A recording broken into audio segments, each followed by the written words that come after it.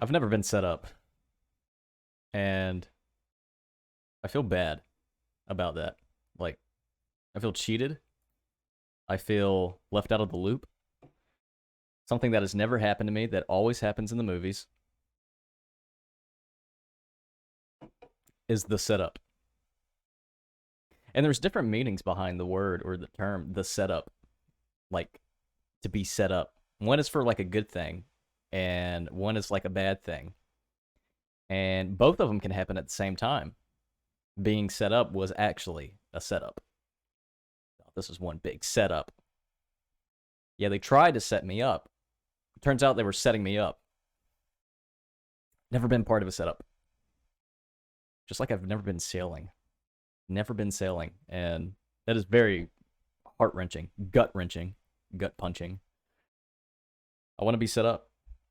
Just so I can be like, oh, this was a setup. I knew from the very beginning there were signs. You set me up. I think I've been set up.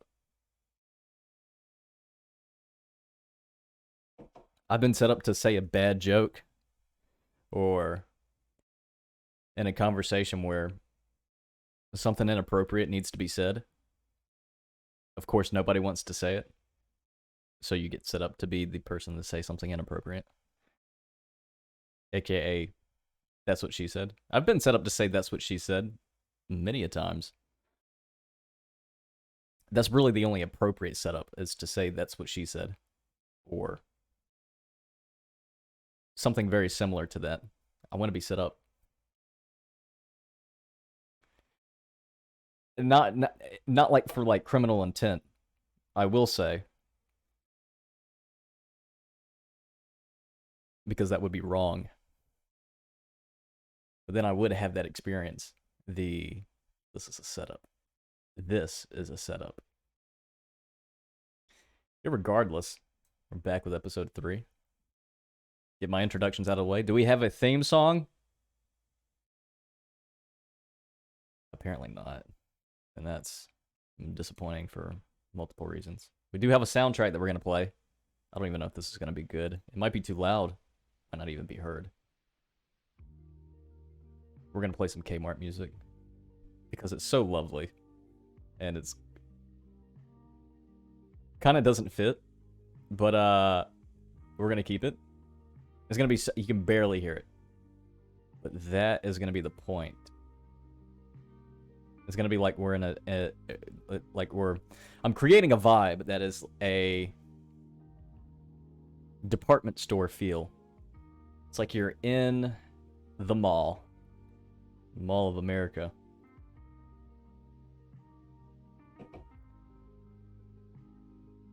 The mall is going downhill. I'm about to sneeze. We're going to let it marinate. Maybe it'll be like a 10 sneeze record or something. I've sneezed 40 times one time. And one time, it was 40, right in a row, all together at once. At one time. I picked it up a little bit, which I'm glad. Needed to do that. Needed to expel my sinuses. But today is, it's a pretty good day. The air is off in the room that I'm in, so it's going to get ridiculously hot very quickly. And it's going to be a good thing. Good sweat. Nothing like sweating. Got a little bit of a Coca-Cola. Little Coca-Cola action going on. I haven't had Coca-Cola in a while.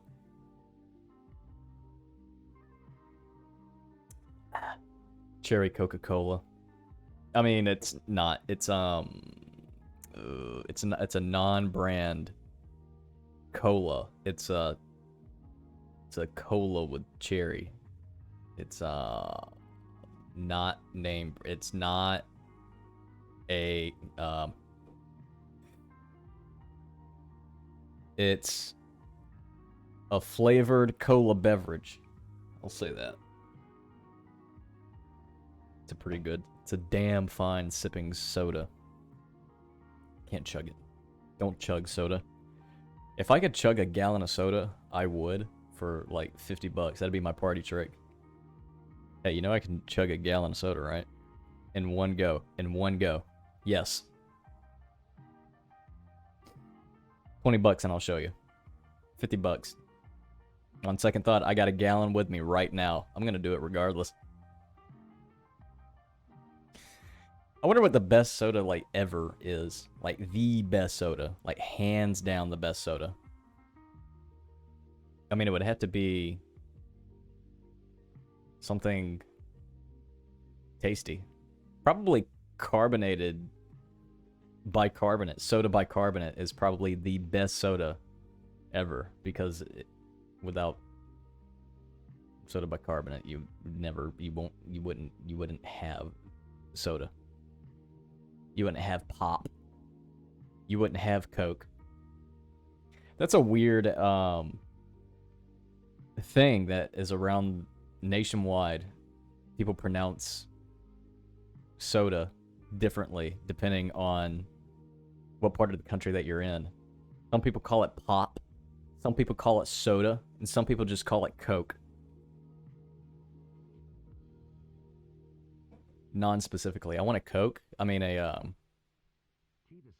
not. What is that?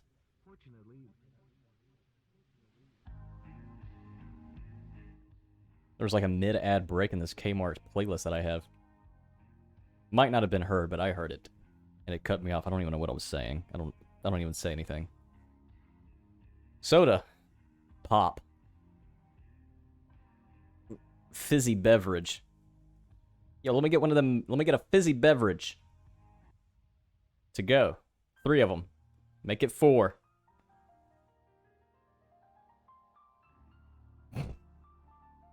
So this is a video podcast, but I don't recommend watching the video podcast. It's literally my ugly mug. My ugly mug. My ugly face. My big face. My fat face. I think my face is getting fat, like, just a little bit. Like, it puffs. It puffs some days. Sometimes my eyes puff. My face is puffy. My face is puffy for a majority of the day.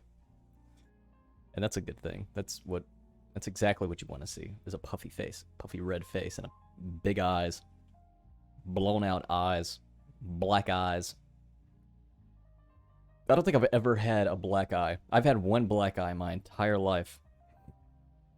I've had purple eyes from, like, sleep deprivation many times. But I've never had a black eye. Actually, I've had one black eye. I remember being in school, and I was in, like, I don't know, like, the first year of school ever. And I was running, and somebody was also running. We were running in opposite directions, and my face hit, like, the corner of their face and bashed my eye socket, like, into, like, their forehead. And it kind of hurt a little bit, but the next day I had a full-on black eye. Like, my whole, I think it was my left eye. My whole left eye was just purplish, bruised. Since then, I've never had a black eye. I've had a stick jam into my eye. I remember, and this also happened in school, like 15 years ago. Not 15 years ago. Let's say 13 years ago. 12 years ago. 12, 13 years ago. 11 years ago. Over a decade ago. 11, 12, 13 years ago. I had contacts, and I still need glasses. I can't see because I can't see. My eyes are super bad. And I was running on the playground, and I don't know what it was. It was like it was something dumb. We were doing something dumb, but we were near the fence. And I remember running, and I fell face first into the fence, and behind the fence was like a shrubbery, like a dried out twiggy shrubbery, and a twig jammed into my eye through the fence, this metal fence, and it jammed into my eye and ripped my contact out of my eye. And my eye was like, felt bad, felt rough, felt not good. I could barely open it. but it had the audacity to rip my contact out of my eye. So I've had that happen, but I haven't had more than one black eye in my entire life.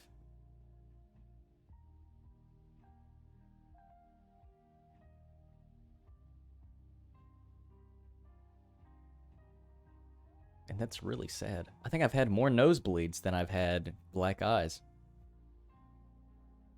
I once almost fainted from imagining a nosebleed. Thinking that I was going to get a nosebleed, and knowing that I didn't have a nosebleed, but I thought myself into, well, what if I did? What if my nose started bleeding and dripping? And that thought was so visceral and vivid to me that I nearly fainted. Like I became very flush, and I almost fell to the ground. I was blacked out from thinking of a nosebleed. Nosebleeds suck. I hate nosebleeds. I don't like the thought of holes in my face that I breathe through, knowing that if I exhale, just imagine that you're inhaling through your nose, and then you exhale through your nose, and a faucet of blood starts pouring out. I don't want to breathe ever again. I'm just gonna hold my breath. Just hold my breath. Hold your breath. Put nose plugs in my nose. That's I guess that's technically a thing for some humans. Ears. I never had my ear bleed. That's a weird thought. Oh, yo. Major Dad. He's a Marine officer who thought his toughest battles were over till he fell in love with a sizzling civilian and her 3 darling daughters.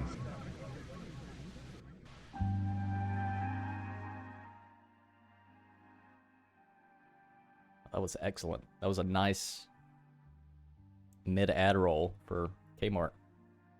I don't think this is like the legitimate Kmart music. It's like remixed. But the freaking jeez Louise. Jesus. The real Kmart playlist does go pretty hard. A few years ago I had a phase of listening to Muzak, which is what it's called. Muzak, M-U-Z-A-K. Yes, M-U-Z-A-K, where it's mall music, Kmart music. Kmart had their own soundtrack, like their own soundtrack. Mid-ad rolls, everything. Different variations. But there's also mall music as well, which was called Muzak, and there's albums of it. And it's okay. I got into it. It was a phase that I got into, and I kind of liked it. I thought it was alright. It was alright. It's very minimal. It's a minimal music. It's almost like droning music. It's almost like the type of music that you would hear if you had dementia and you were just gone completely. That's the music that'd be playing through your head and out loud.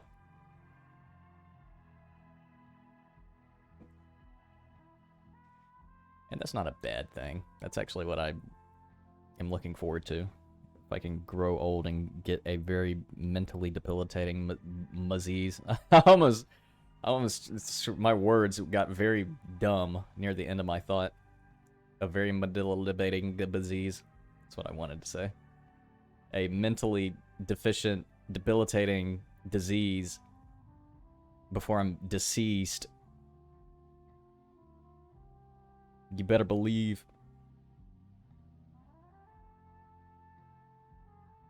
I just thought of an entire hit song. I gotta write those lyrics down. They're all in my head. They're all up here. They're all up here. And I'm gonna be on the charts. One day, you'll see. Big charts. The top charts. Number 5. I got a mental disease and I'm gonna receive before I'm deceased. And I'm appease those that thought I would tease. And I'm planting trees, ripping off leaves.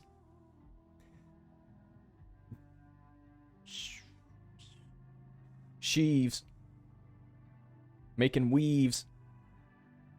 I got nothing. I'm over it. There was a commercial that I saw the other day that I've been seeing for like a year straight. And this really gets me.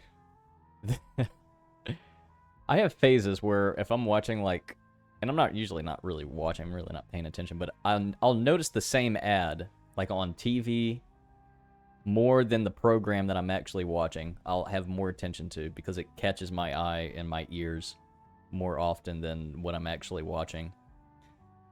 And I feel like we've all been duped by ads. We'll see the same ad. It'll be one particular ad for like months.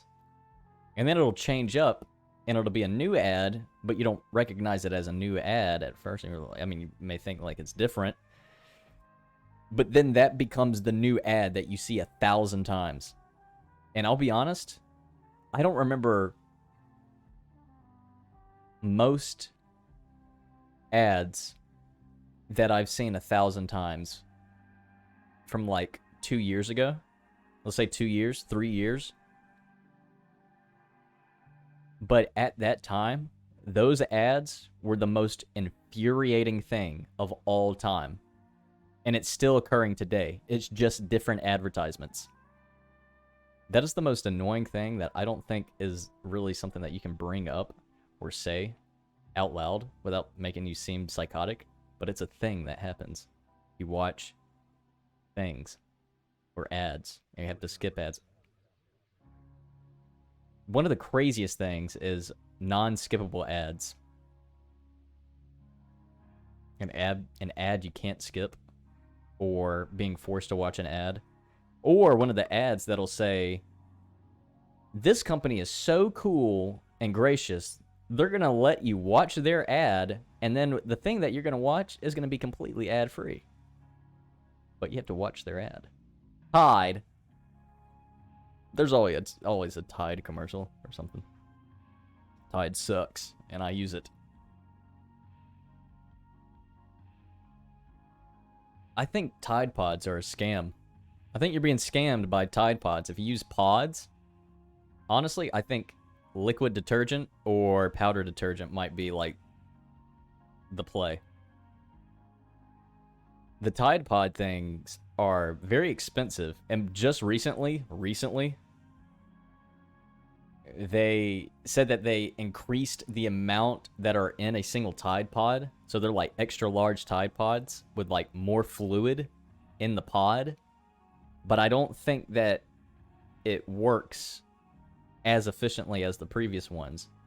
Sometimes a load will be so large in the smaller ones where you'll have to use 2, sometimes 3, if it's like a huge load of clothes or towels or whatever. Body parts, I don't know. Food. I like to cook a majority of my rice and noodles in a washing machine. Gets the job done, strains it, cleans it, cooks it. All you have to do is add seasoning after it's done. Just dump in a load of salt. Good to go. You can eat it right out of the washing machine.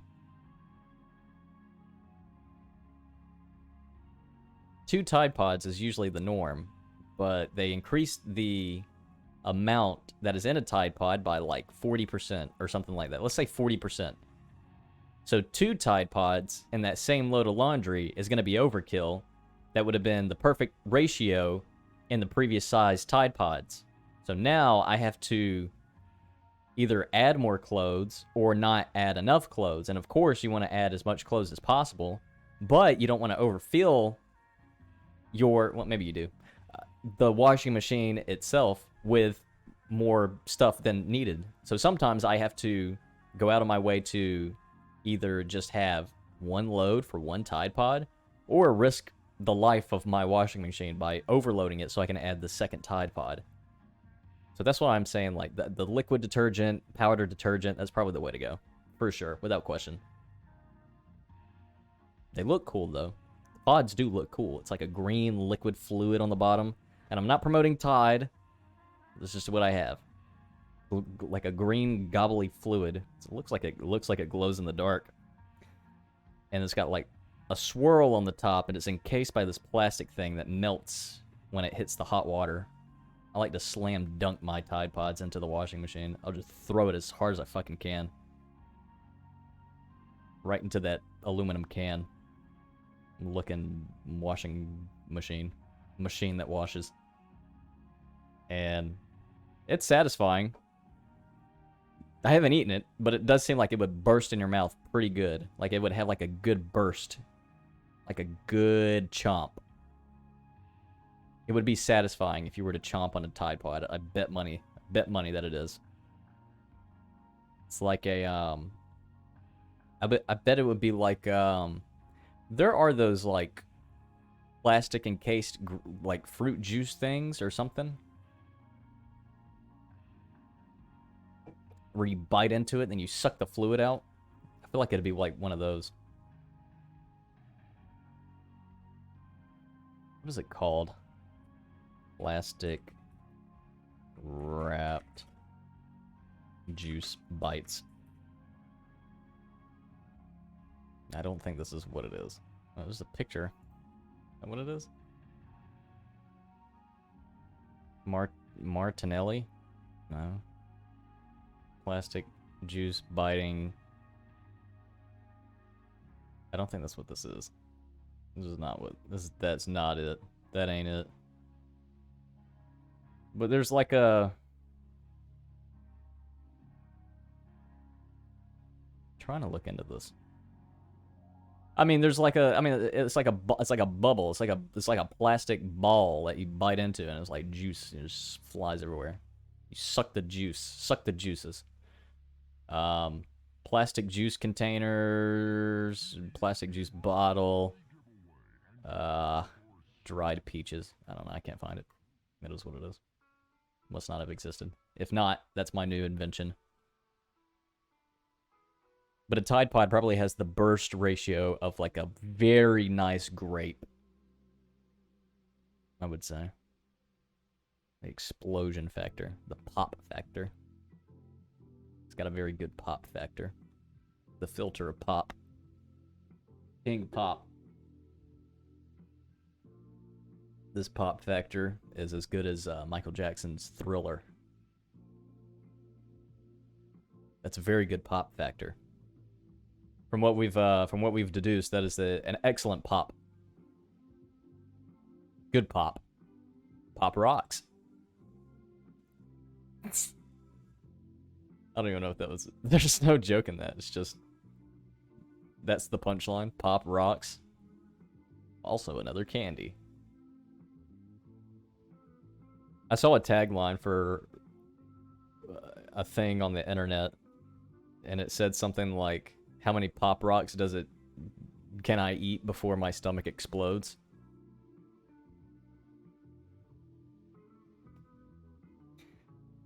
And I think they tried it. I don't know what the result was, but definitely seems like a very fun experiment that anybody can try at home. They're not going to limit how many bags of Pop Rocks you can get, so why wouldn't you get as many Pop Rocks as humanly possible and try to devour all of them? Make a big jug of it. Start slurping Pop Rocks. I'm sipping on Pop Rocks. Cotton candy Pop Rocks. Those are pretty good. Cherry's pretty good. There's like Pop Rock recipes. Did you know this? People have Pop Rock recipes. Recipes. You can put it in cupcakes. You can put it on top of cupcakes. Cupcakes. You can make brownie bite Pop Rock bites. Brownie bite Pop Rocks. Why were Pop Rocks discontinued? Pop Rocks were originally released in 1975. That is a 70s candy. If people don't know what the 70s were in one particular piece of candy, it's Pop Rocks. Even I knew that. And I was like 3 years old when I first had Pop Rocks. I think I was like 4.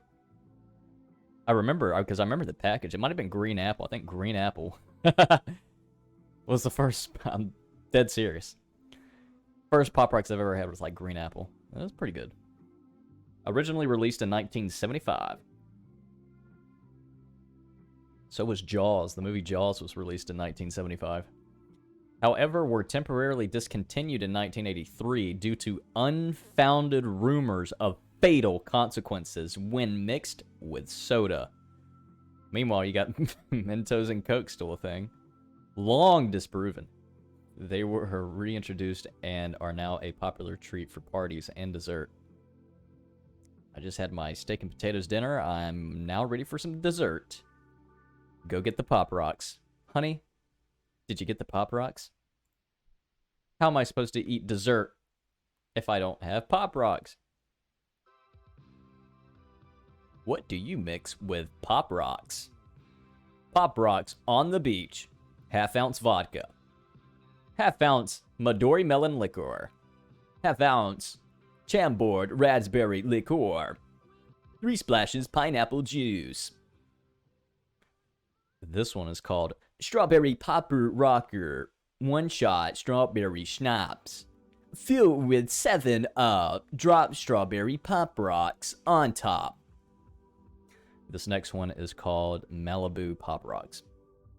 Malibu Pop Rocks. 1 ounce Malibu rum. 1 ounce blue curacao. 1 splash pineapple juice.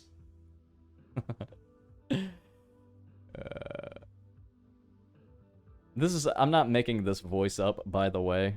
This is like foreign person giving instructions, explaining something. It's a real voice. Pop Rocks, also called popping candy, is a candy owned by Azita Especial S.A. Pop Rocks ingredients include sugar, lactose, and flavoring, creating small popping reaction when dissolved. Pressurized carbon dioxide. It's pressurized breath. Somebody breathed into some rocks and it made it pop. Pressurized carbon dioxide gas bubble. Embed in candy. Make reaction dissolve. You gotta love foreign accents. You gotta love Americans watching content by foreign people given foreign American accents. Watch this to step by step how to create a functional bottled water in 3 easy steps. Save plastic, save world. Recycle. Hi, guys, I'm American. Can't you tell? Can you tell? Can you tell?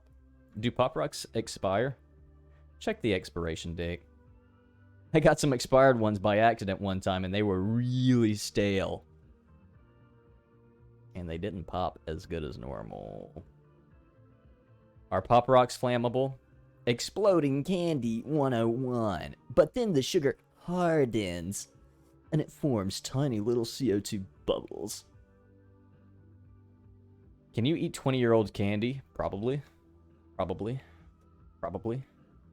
Do Pop Rocks turn into gum? Yummy bubble gum. Double whammy candy. Gotta stop looking at that. I can browse Google all day if I look up one thing and then just start scrolling to the other suggestions, and that's not good for anybody. It's not good for me. It's not good for myself.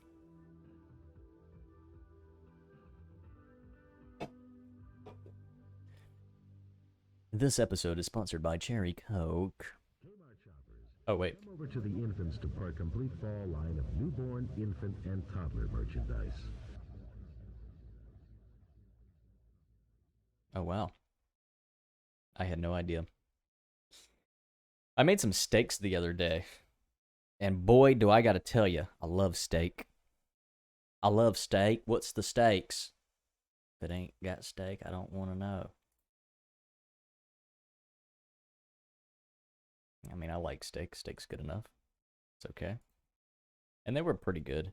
I used a seasoning that I've never used before. Usually when I cook steak, I like to just use salt and pepper, maybe sometimes garlic powder and onion powder. Um, Cook it in a skillet with some butter or something like that.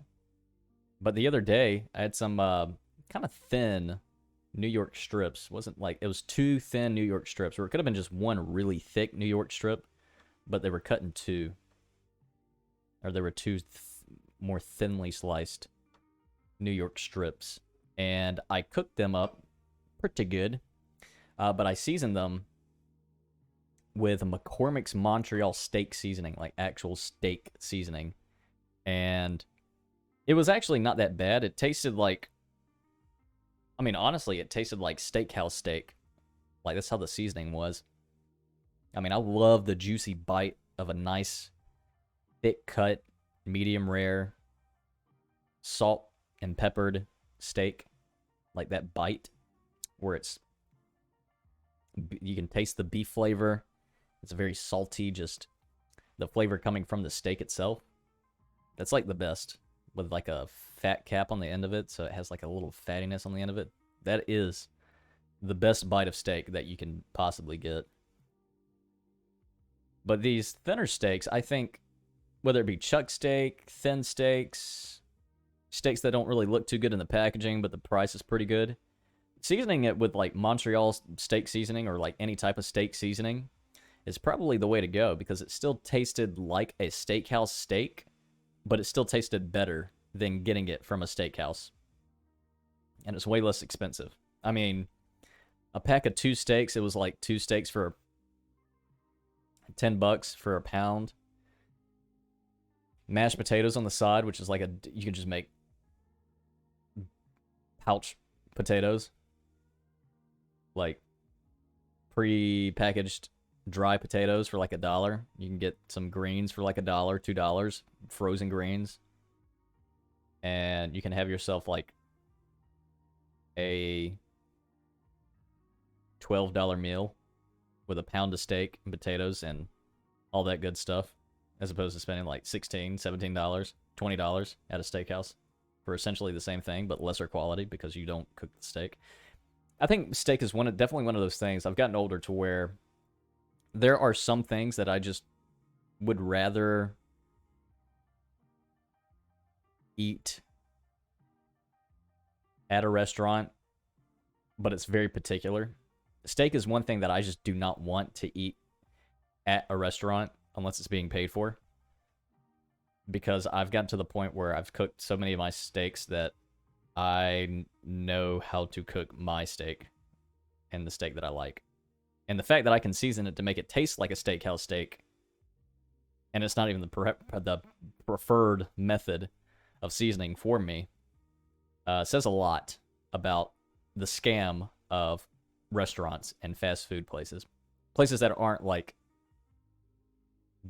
mom and pop. One thing that, like, for instance, like, I don't mind getting like a barbecue sandwich at like a butcher barbecue place, like an authentic hole in the wall barbecue place. Those are pretty good. Those are awesome. Those are like the best places. You know, if you have barbecue, or wherever you're at, your localized place, like if you're in the north and northeast, you probably want to go to a real place to get a deep dish pizza instead of going to Little Caesars or something. Like, if that makes sense. If you're in Italy, you probably want to get, I don't know, eat dirt and call it Italian. The other day, I had a pretty baller gabagool sandwich. I say gabagool because, I mean, the stuff that I had on it was gabagool. It wasn't just Italian sandwich. It was gabagool. We had just the best time. It was really good. I don't think I have enough ingredients to make a really authentic Italian sandwich, but I got it on the list based on the ingredients that I used the other night. I had a late night gabagool sandwich with just white bread, nice sandwich bread, soft. It's good. It's tasty. It's processed, and you're not supposed to eat it, or a lot of it. And I had on there, I had peppered salami, hot calabrese, prosciutto, some Italian prosciutto, aka Italian ham, and some hot capricola with some honey mustard. My God, that was a loaded sandwich. That was just a meat sandwich of salty nitrogen or nitrated, prorated cholesterol sandwich. It was really good. I had no cheese on it. I didn't put no cheese on it because I didn't have any mozzarella or anything or provolone. Not on me. I bought mild cheddar the other day with the prosciutto. I don't know why I bought mild cheddar and then I bought prosciutto to make, I think that's how you pronounce it, to make Italian sandwiches. But yeah, that's a gabagool sandwich. Gabagool is usually referred to when you say gabagool. Let me get some gabagool is derived from capricola, which is like aged pork. It's kind of like ham, but it's a little bit more buttery. It's got like it's a smoother taste. When I say buttery, not oily, but fatty, ham-like without, it doesn't have a ham taste. Ham has a very unique, like, you know you're eating ham, whether it be deli ham or like sliced ham, Thanksgiving ham. It's got a different taste than ham, capricola. It's like just a smoother, buttery, slightly salty meat. Thinly sliced. Is very good. But that's where gabagool derived from. Capricola, gabagool, gabagool, gabagool.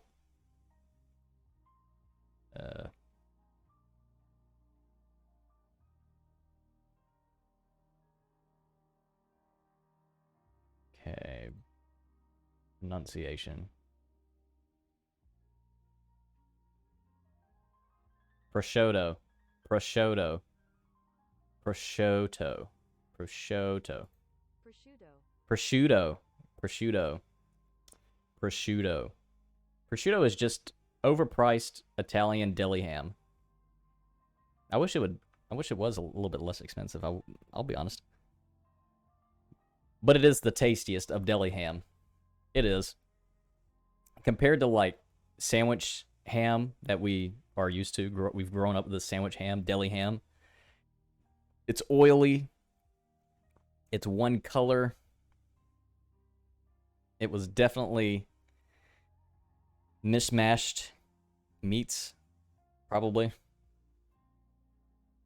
But it does taste like ham. It has an overwhelming ham taste that is different than like ham that you eat on the holidays. Prosciutto is like authentic gourmet sandwich ham. Healthy.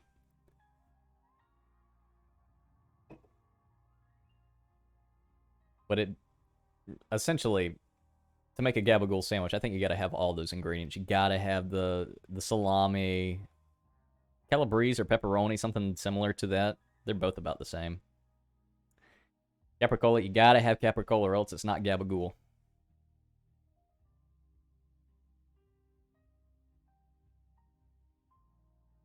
But yeah, capricola. God, this sounds good.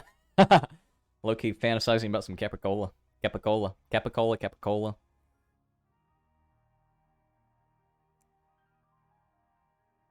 So, prosciutto is pork from the leg, ham from the leg, which makes sense. Capicola is the meat between the neck and the shoulder. So it's got different tastes. Same animal. It's a pork shoulder, which is pretty good.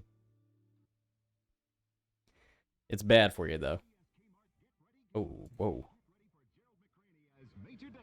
He's a Marine officer who thought his toughest battles were over till he fell in love with a sizzling civilian and her 3 darling daughters. Nice.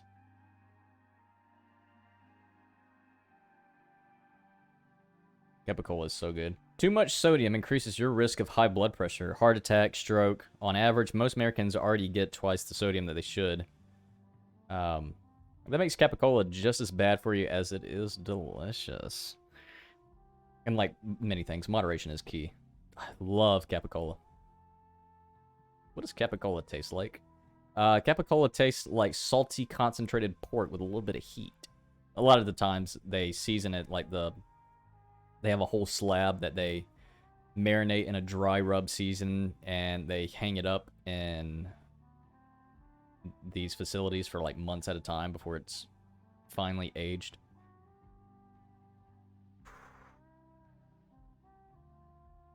Sounds really good. And it is good. It's so good. Things you need to know before eating capicola. I don't need to know anything. I mean, have it on a platter with all the other meats and cheeses, and geez Louise, you got yourself a heart attack waiting to happen. It's so good, though. It might be one of the best things ever, and it's not good. Shouldn't be as good as it is. No, I think the sandwich that I'm going to... I think the sandwich that I'm going to be working on for the perfect Italian sandwich is going to be some type of salad, vegetable, seasoned, like lettuce, red onion, tomato, like baby tomatoes that are sauteed in a pan with olive oil and a lot of salt, chopped in half, halved, a little bit of garlic, red onion, some type of vinaigrette, like lettuce or some type of green. Don't cook the green, but put it on top of the sandwich on like a subway, like a submarine, like a type of bun with provolone and mozzarella. Provolone, fresh mozzarella, mozzarella ball of mozzarella with the prosciutto, capicola, salami, calabrese.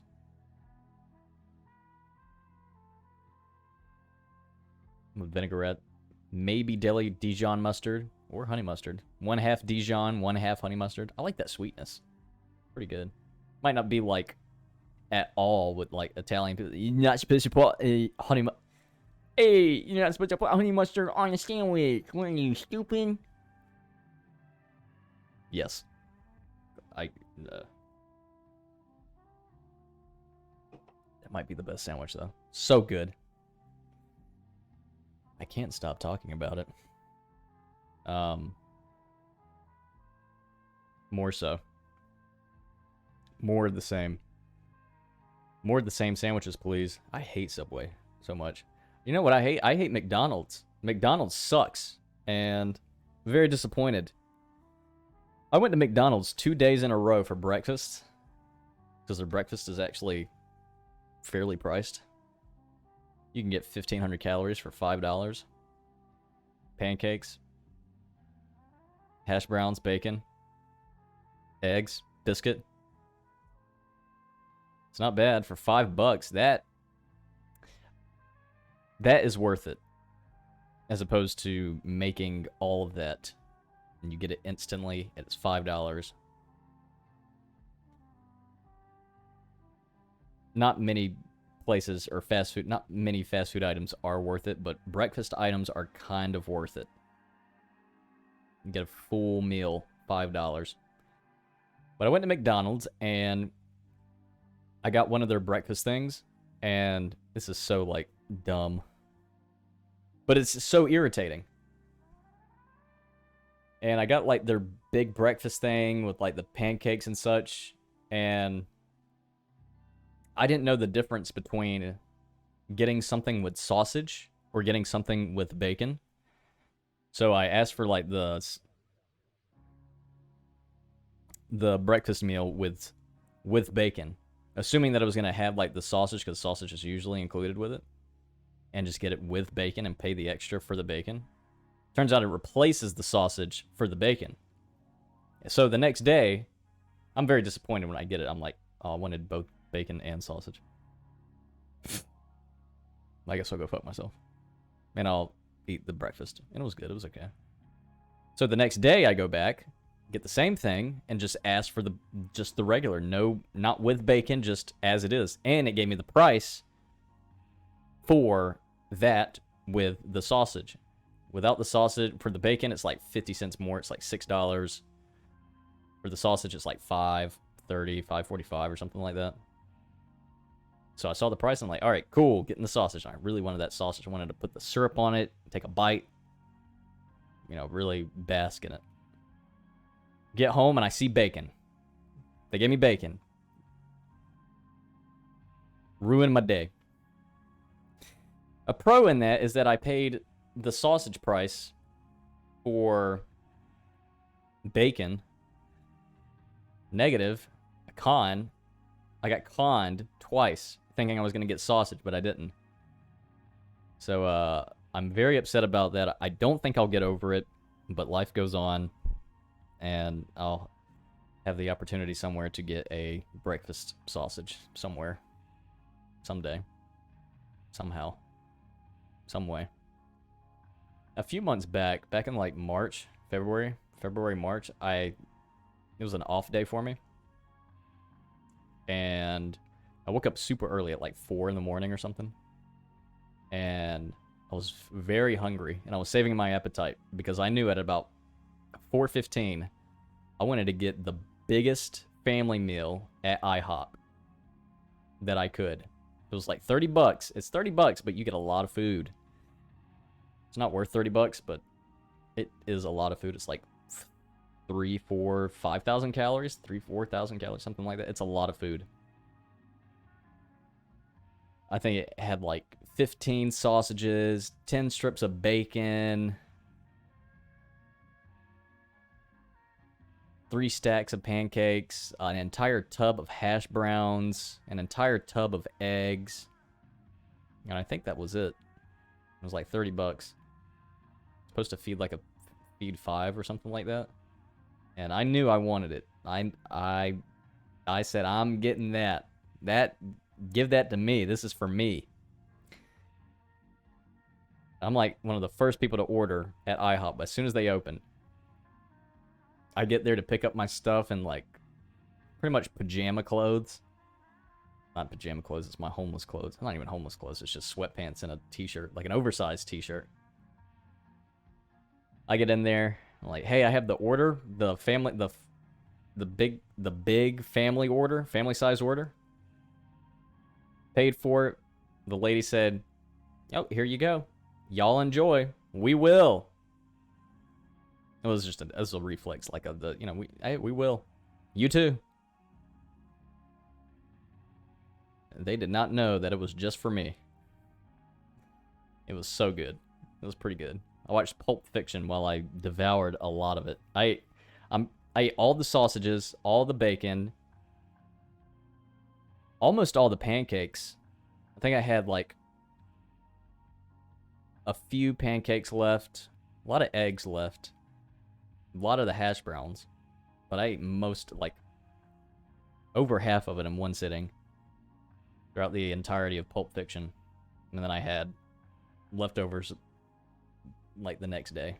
Made the eggs and the hash browns, mixed them together, like a big concoction of it for the next morning, which is not good. It's not really good to reheat eggs or potatoes, but it wasn't that bad. I smothered it in ketchup and it was pretty good. Thinking about food. I gotta stop thinking about food. I gotta think about government conspiracies. That'll get my mind off of things. There's so many things that we can get involved in as people. And I feel we waste a majority of our time overloading the senses. And I don't think it's like a terrible thing, but I think it's a non-progressive thing. And by progressive, I mean, like, kind of hinder our progress. Thank goodness we have smart people keeping the progress going for society. But I think we are addicted to content. I think everybody has a vice. I think vices are ingrained in DNA because of early human era of developing as hunter-gatherers and doing stuff for so long. Hunting, gathering, staying at one place, moving, hunting, gathering, staying at a place, moving, and so on and so forth. That I think a lot of our needs are already met for a majority of the time, for a majority of people, or for the average person. So that a vice, whether it be good or bad, which is it is bad, it's not. It becomes bad when you know you have to break it. But having one, even if it's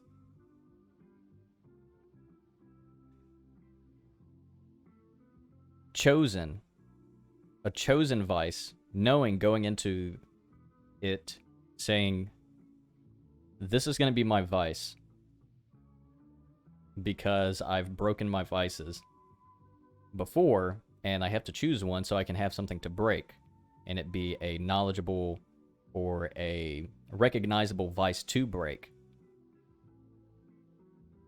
Because I think to have that is to also have the work of breaking the vice to have some type of mental clarity. For instance, people that are workaholics have to break the work vice, which is a vice, and it's very irritating to get through. It's an enraging thing. Every vice is enraging. Some people have other vices, like looking at their phone too much. Breaking a vice is the most, like, cathartic thing. It's like an exorcism. I think that's what exorcisms are based on. Oh. I thought it was going to be another Kmart ad. It was just a little interlude. And I think the reason why we have vices in the modern world is because we are surrounded by modern things that are different than our early human predecessors. Think about it. I mean, we're surrounded by technology and manufactured shelter and manufactured food and manufactured water. Introduced commodity of money, trade, human interaction, ego. These are all brand new in our modern human brain. So we have to create something to break free from all of it to get back to the roots. I don't think it's as much as, or so much as, going into the woods and sitting in the woods for a few minutes and going, this is where we're at. No, there's like an internal struggle to rid internally to fully understand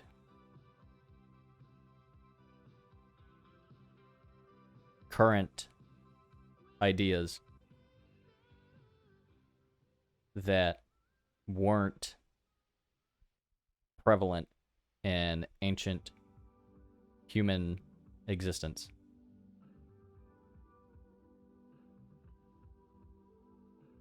Though it may have been, existed in like Plato's time and Socrates' time and Marcus Aurelius' time. I'm talking pre that. It's like modern human civilization version 1.1, probably 1.2. We're in like 1.7. We're in version 7.0.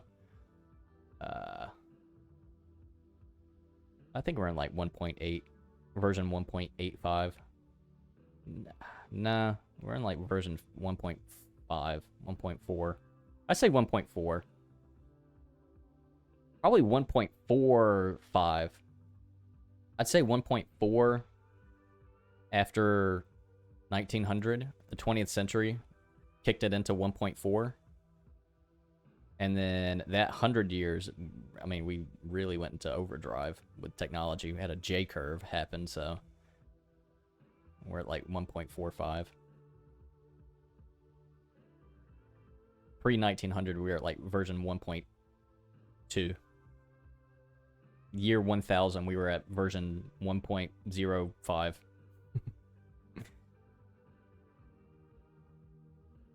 I don't know what I'm saying. I know what I there's an idea there, but a lot of it's not very coherent. I wouldn't imagine that it'd be coherent. But just imagine. I think version 2 for human civilization is the incorporation of artificial intelligence through uploaded consciousness. That is version 2. And then when version 2 happens, then I think the universe will be in heat death mode by then. So we got a long ways to go. The universe gets tired of nonsense. There's so many things happening in the universe that we're just gonna call it quits. Probably.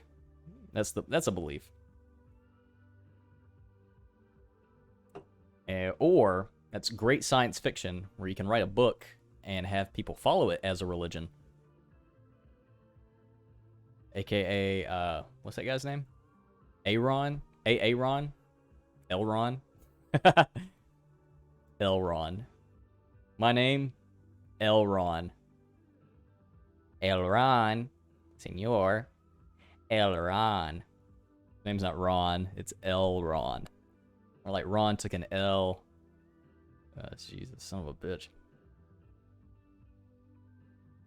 I don't know what I'm saying. I don't even know what I said. Human, version 1.2. I'm version 69. What version human are you? Are you version 5? Human level. Social credit. I think we're coming up on an end. We're coming up to the end of this. I don't want to go into another ramble for another 30 minutes of something that doesn't matter. So just like that. We're calling it. We're calling it. Okay. It was a pretty good one. Gonna end the rambling. I'm gonna go eat some gabagool sandwiches. Thanks for listening. Peace out.